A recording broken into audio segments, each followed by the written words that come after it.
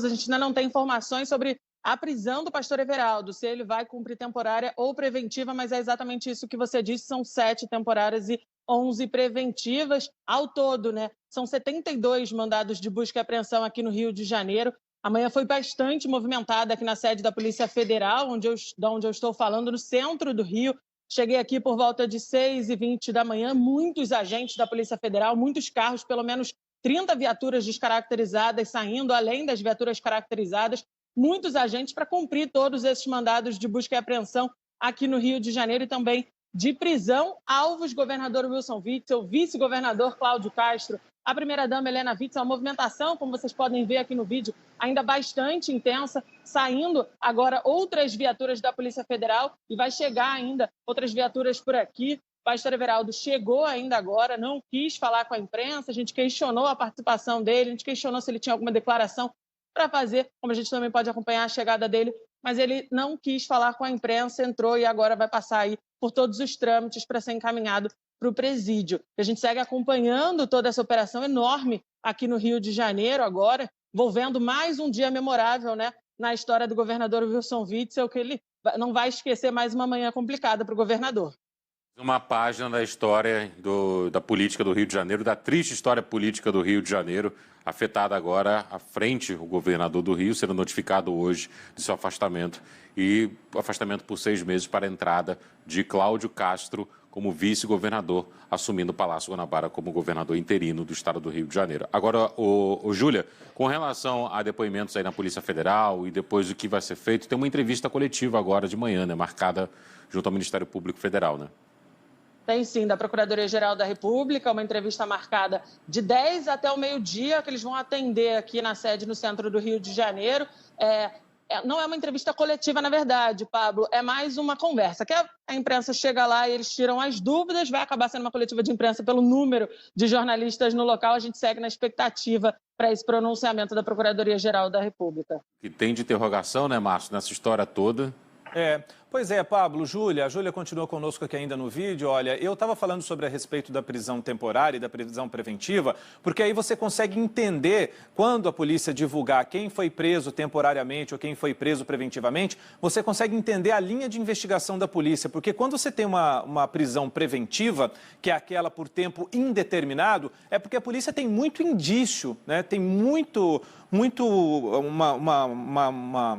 prova, um conjunto de provas bem robusto sobre aquela determinada pessoa, e se essa pessoa ficar livre, se ela ficar andando pela sociedade, ela pode atrapalhar o trabalho da polícia. Então, a partir do momento que a polícia... E tem um detalhe, a polícia só divulga isso também, né, Júlia, quando as prisões acontecem, porque ela não vai divulgar antes o mandado de prisão de alguém, porque essa pessoa pode, inclusive, aproveitar a informação e fugir. Mas a determinação da prisão preventiva para a temporária é muito importante até para a sociedade entender o que a polícia tem de robustez nas provas, nos indícios contra essas pessoas. Lamentavelmente, contra um número grande, né, de toda a cúpula da administração pública do Rio de Janeiro. Pablo. Júlia, com relação aos demais alvos dessa operação, mais alguém já chegou aí à Polícia Federal na zona portuária ou apenas o pastor Everaldo? Só o pastor Everaldo, Pablo. A Polícia Federal esteve em um endereço ligado ao ex-secretário de Desenvolvimento Econômico aqui do Rio de Janeiro, Lucas Tristão, na Barra da Tijuca. Mas informações aí dão conta de que ele não estava no local, porque há 3 meses ele já não mora nesse endereço. Então, a Polícia Federal aí buscando o ex-secretário de Desenvolvimento, que foi afastado, né, pelo governador Wilson Witzel, em uma daquelas manobras que Witzel teve que fazer para ganhar mais aí, algum poder, alguma visibilidade na Alerj, isso porque o impeachment dele foi aceito e ele estava sem apoio na Alerj, então ele foi afastando vários secretários aqui do Rio de Janeiro para conseguir mais apoio na Assembleia Legislativa. Lucas Tristão, um deles envolvido aí, alvo dessa operação. Márcio, eu lembrei mais cedo aqui da situação envolvendo o Rio de Janeiro da pandemia. Você tem essa série de irregularidades apontadas nessas operações Inclusive, essas pessoas foram denunciadas e não só investigadas, mas uma denúncia foi oferecida contra algumas dessas pessoas. E aí você tem uma situação mais séria envolvendo o futuro desses investigados aí na operação de hoje. Você tem a situação da violência. Ontem assistimos cenas de horror, né, Márcio? A gente trouxe aqui ao vivo o fechamento de um sequestro que estava em andamento na região central do Rio. Tiroteio, uma mulher baleada quando tentava proteger o filho. O governador só se pronunciou pelo Twitter, o então governador Wilson Witzel, agora governador afastado. E a situação fiscal do estado do Rio, que é uma situação que vem de 5 anos para cá. E tem como coração desse problema os roubos provocados por Sérgio Cabral. Lá atrás, Cabral tem 294 anos de prisão a cumprir, foi condenado há poucos dias a mais um processo. E a situação fiscal do Rio continua problemática. O Rio pegou empréstimo junto a um banco francês e, como contrapartida, colocou a privatização da SEDAI, a Companhia Estadual de Águas e Esgotos do Rio, para pagar esse empréstimo, que deveria acontecer essa privatização no final desse ano. Mas Witzel disse que não tem como fazer burocraticamente essa privatização. Primeiro, porque não há interessados diretamente. Segundo, porque o valor da SEDAI, que é a única companhia estadual que dá lucro, inclusive, ao estado do Rio de Janeiro. Não há burocracia que permita que a SEDAI seja privatizada até o final desse ano. E é justamente na SEDAI onde o pastor Everaldo atuava. Ele era uma indicação de Eduardo Cunha, que está preso, desdobramento da Operação Lava Jato lá atrás, foi preso no Rio de Janeiro, inclusive, ficou preso no Rio de Janeiro, aliás, foi preso em Brasília, levado para Curitiba e depois para o Rio de Janeiro, e é intimamente ligado a Eduardo Cunha e intimamente ligado também ao comando da SEDAI. Então isso afeta não só a área da saúde, desdobramentos da pandemia, mas afeta também, né, Márcio, a situação fiscal do Rio de Janeiro, que já é dramática também. Como é difícil contar a história do Rio. Eu sou carioca, já estou há 2 anos aqui em São Paulo, a Júlia está há muitos anos no Rio de Janeiro. Acho que a Júlia não é diretamente carioca, cresceu na região serrana, mas vive no Rio de Janeiro há muito tempo. E é difícil, né, Júlia, contar esses problemas que os fluminenses passam diariamente a todo o Brasil. Não é nada fácil, né? Não é nada fácil e é minimamente exaustivo, né, Pablo? Ontem eu estava lá cobrindo essa situação de reféns, um tiroteio danado ali na zona norte do Rio de Janeiro, pessoas sendo feitas reféns, uma criança de 5 anos, e aí hoje a gente já chega na redação na correria para vir aqui cobrir mais uma operação contra o governador Wilson Witzel, mais prisões ligadas a políticos e pessoas públicas aqui do Rio de Janeiro. Realmente uma situação, o Rio de Janeiro passa por uma situação muito complicada e a gente segue acompanhando e animado, né, Pablo, para dizer minimamente, os repórteres daqui do Rio de Janeiro pelo menos têm uma rotina bastante animada. Como diria o Boechat, de tédio você não pode reclamar, né, no Rio, mas infelizmente isso gera uma burocracia, gera um rombo bilionário aí nas contas do Estado. Diga lá, Márcio. Só queria saber da Júlia, enquanto a gente tem as imagens aí do momento que o pastor Everaldo chega na superintendência da Polícia Federal, né? Saber da Júlia o seguinte: outras pessoas já foram presas, né, Júlia? Entre essas outras pessoas, tem um ex-prefeito de Volta Redonda. Volta Redonda é uma cidade referência no Brasil, né? A sede da CSN, importantíssima referência da economia brasileira, que passou pela privatização, enfim, várias discussões. Ser prefeito de Volta Redonda é realmente uma situação de muita honra, de muito orgulho, por uma cidade que representa muito para o desenvolvimento do nosso país. Uma das mais ricas do estado, inclusive. Uma das mais ricas do estado. Produção de aço, siderúrgica, fábrica de automóveis ao redor. É isso mesmo. E aí você vê um ex-prefeito de Volta Redonda também sendo preso, ele que é empresário, né, dono de junto com a família, dono de uma empresa ligada à área da saúde. A gente já tem mais informações sobre a prisão do ex-prefeito, se ele foi preso mesmo lá em Volta Redonda, está sendo levado para o Rio de Janeiro. O que a PF atualiza a gente em relação a essas informações, Júlia? A gente está aguardando um posicionamento da Polícia Federal sobre a prisão dele, para saber se ele vem aqui para a sede da Polícia Federal. Normalmente, esses presos aí no interior do estado, eles são, de fato, trazidos para cá. A gente aguarda, então, também a chegada dele aqui na Polícia Federal e de outros presos nessa operação. E, Pablo, você falava o fato de que muitos governadores envolvidos, né, vem desde a gestão do Cabral, essa situação de corrupção aqui no Rio de Janeiro, e é por isso que a operação de hoje foi batizada Trinzindem. Isso porque já é o terceiro governador aí que se aproveita dos cofres públicos, enfim, para conseguir benefícios. Então, por isso essa operação batizada 3 in Dem, que significa mesmo fato 3 vezes. Pelo menos é a acusação contra ele até agora, né? O doutor Gotardo, inclusive, trabalhou na Alerj como deputado estadual pelo PSL, e não só como prefeito de Volta Redonda. E aí também a sua proximidade política com o governador do estado, já que o PSL fazia parte da base de Wilson Witzel até bem pouco tempo atrás, quando ele acabou rompendo com o presidente Jair Bolsonaro, perdeu inclusive a sua base política na Alerj. O que aconteceu foi o seguinte: houve a prisão de Lucas Tristão agora nessa operação, mas ele chegou a ser demitido lá atrás por suspeitas de irregularidades. Era um homem forte politicamente ligado a Witzel e à Alerj. E ali o processo político do Witzel começou a ir por água abaixo. Ele perdeu o apoio na Assembleia Legislativa. O seu processo de impeachment, menos de 10 dias depois, foi aberto na casa com impressionantes 69 votos a 0. Inclusive, esse processo está meio andando a passos lentos, né, Júlia? Porque primeiro a Justiça definiu que a comissão, se eu não me engano, foi o ministro Dias Toffoli que definiu que a comissão que analisa o impeachment deveria ser formada novamente para dar um teor mais de igualdade ou de equiparação aos poderes dessa comissão. E aí a defesa de Witzel tenta, por todas as formas, fazer com que esse processo acabe ficando cada vez mais afastado, né? A que pé está o processo de impeachment envolvendo o governador do estado? Agora está em andamento, Pablo, mas o Witzel tem aí como enviar pedidos de defesa. Enfim, a defesa dele realmente está fazendo de tudo para postergar aí esse pedido, né, de impeachment. Foi, inclusive, aceita o pedido para reformular toda essa comissão e aí andando a passos muito lentos mesmo, como você disse, esse pedido de impeachment na Assembleia Legislativa, a defesa do governador Wilson Witzel tentando de todas as formas postergar aí para ver se consegue se livrar desse pedido de impeachment, mas agora o governador afastado por 180 dias do cargo. Vamos ver como é que vai ficar aí daqui para frente, quais vão ser os próximos passos, né, da defesa do governador dentro do impeachment.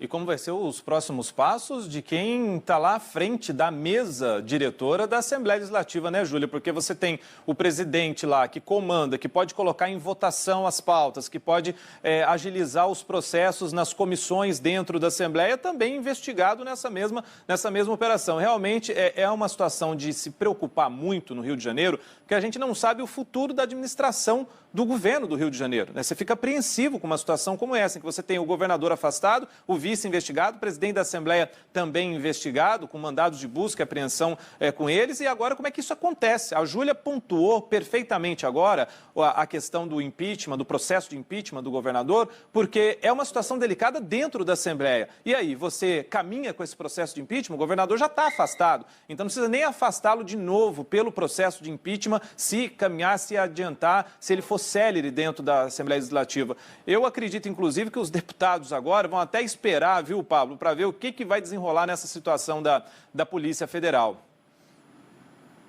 Márcio, você estava falando sobre a situação política do Rio, eu estava me lembrando aqui sobre as suspeitas do entorno, né? Você tem o governador do Rio, Wilson Witzel, que não teve pedido de prisão aceito pelo STJ e sim de afastamento do cargo por alguns meses. Cláudio Castro, vice-governador, que assume interinamente o Palácio Guanabara, ou seja, assume o Executivo Fluminense interinamente, foi alvo de mandados de busca e apreensão, mas com o sangramento de Witzel na Alerj, Cláudio Castro já estava se reunindo com secretários de Witzel e até mesmo pessoas da sua preferência. É um perfil um pouco diferente de Witzel. Witzel é um ex-juiz que tomou a segurança como bandeira política e ali ele queria resolver os problemas do Rio de Janeiro. Acabou com a Secretaria de Segurança, criou um núcleo de segurança do qual ele mesmo comanda, diretamente ligado à Polícia Civil e à Polícia Militar. Cláudio Castro é um cantor gospel de 41 anos, nasceu em Santos, no estado de São Paulo. Apareceu politicamente com Witzel no ano de 2018, mas Witzel veio na esteira da eleição que colocou Bolsonaro no Palácio do Planalto e se elegendo como bandeira do presidente da República. Depois rompeu com o presidente, mas Cláudio Castro tem uma boa interlocução com deputados na Assembleia Legislativa. Cláudio Castro estaria migrando para o MDB, partido, inclusive, que tem boa parte de deputados da Alerj e que estava envolvido em outras operações anteriores. É o partido de Cabral, partido de Pezão, partido de Pisciani, de Paulo Melo. 4 nomes que comandaram o governo do Estado do Rio, 2 governadores e 2 na Alerj, e que foram presos em desdobramentos da Operação Lava Jato. Cláudio Castro também alvo de mandado hoje, só que de busca e apreensão. Wilson Witzel de afastamento. André Siciliano, presidente da Assembleia Legislativa, o homem que poderia responder pelo Palácio Guanabara em caso de impedimento dos outros 2 nomes à frente. Ele também é alvo de mandado de busca e apreensão. E o detalhe, Márcio e Júlia, lembra daquele esquema das rachadinhas que a gente tanto fala aqui da Operação Furna da Onça, que colocou Fabrício Queiroz na vitrine, o então deputado estadual Flávio Bolsonaro?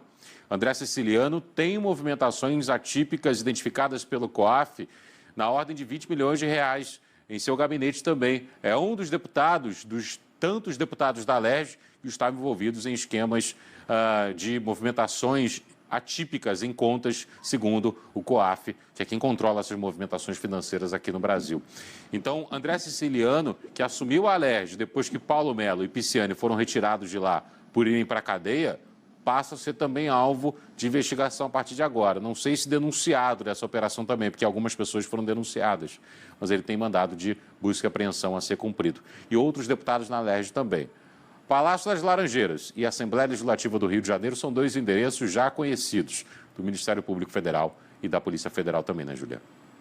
É verdade, Pablo. Hoje, mais um dia desse aí de movimentação intensa, tanto na Assembleia, porque tem mandado de busca e apreensão sendo cumprido lá. E aí, Pablo, a gente tem aqui a nota da defesa do governador Wilson Witzel, que disse que recebeu com bastante surpresa a decisão do afastamento do cargo, tomada de forma monocrática e com tamanha gravidade. Os advogados aguardam o acesso ao conteúdo da decisão para tomar as medidas cabíveis, e o pastor Everaldo disse que está à disposição, sempre esteve, na verdade, à disposição da Justiça para qualquer esclarecimento. Pablo? Olha, eu estava conversando aqui, Júlia, com o Pablo, porque essa operação é uma operação extensa, né? A gente vê, claro, o foco, o olho do furacão está no Rio de Janeiro, mas você tem outros estados participando dessa operação. Você tem Polícia Federal no Distrito Federal, você tem a Polícia Federal em Minas Gerais, no Espírito Santo, aqui em São Paulo. Só no Piauí são 12 mandados a serem cumpridos dessa ação. Pois é, então você imagina assim, que teia de aranha é essa dentro dessa investigação da polícia ligada à corrupção, pelo menos a suspeita de corrupção, superfaturamento, pagamentos indevidos dentro da área da saúde, no combate ao coronavírus, no combate à Covid. Pasmem, né? Numa crise de saúde que a gente vive nesse momento, a gente tem uma mega operação para descobrir, desvendar e prender acusados de corrupção nesse momento. Então, é uma operação que tem os seus tentáculos, né, tem as suas ramificações em outras áreas do nosso país, o que nos preocupa muito mais ainda onde isso pode chegar, né?